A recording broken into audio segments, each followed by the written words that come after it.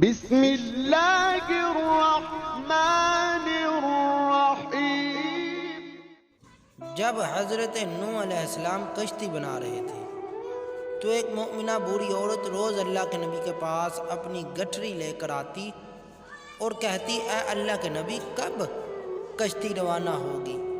حضرت نوح علیہ السلام فرماتے، ابھی دیر ہے۔ وہ عورت شام تک بیٹھی رہتی اور پھر اٹھ کر چلی جاتی۔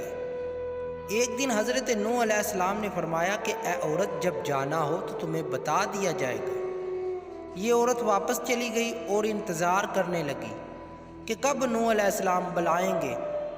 اس دوران عذاب آ گیا اور کشتی روانہ ہو گئی، لیکن حضرت نوح علیہ السلام نے اس عورت کو نہ بلایا۔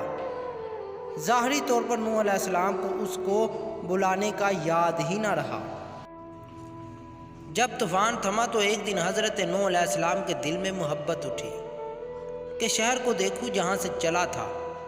وہاں آئے اور قریب جا کر دیکھا تو ایک جھونپڑی میں دیا جل رہا تھا۔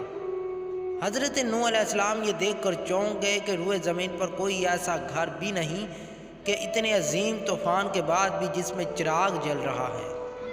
انہوں نے وہاں تکبیر بلند کی تو وہ عورت سامان لے کر آ گئی اور کہنے لگی، یا نبی اللہ، کیا کشتی تیار ہے، چلیں؟ حضرت نوح علیہ السلام نے حیرت سے اس کو دیکھا اور کہا، رکو بڑھیا، کیا تمہیں کچھ بھی پتہ نہیں چلا؟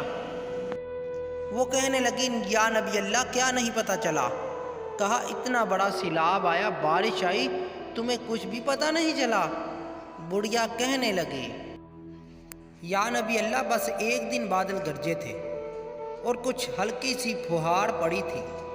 حضرت نوح علیہ السلام حیران ہو کر آسمان کی طرف دیکھنے لگے اور کہا، میرے اللہ، یہ کیا ماجرا ہے؟ اللہ تعالیٰ نے حضرت نوح علیہ السلام پر وحی بھیجی کہ اے میرے پیارے نبی، اس عورت کے دل میں چونکہ تمہاری محبت تھی اور تم نے اسے پابند کر دیا تھا، اور چونکہ تمہارا اس سے وعدہ بھی تھا کہ نجات کی کشتی میں اسے لے جاؤ گے، تب جب تم نے اپنا وعدہ پورا نہیں کیا، لیکن اے نوح، میں تو تمہارے وعدے کا ذمہ دار تھا، اس لیے میں نے اس بڑھیا تک عذاب پہنچنے ہی نہیں دیا۔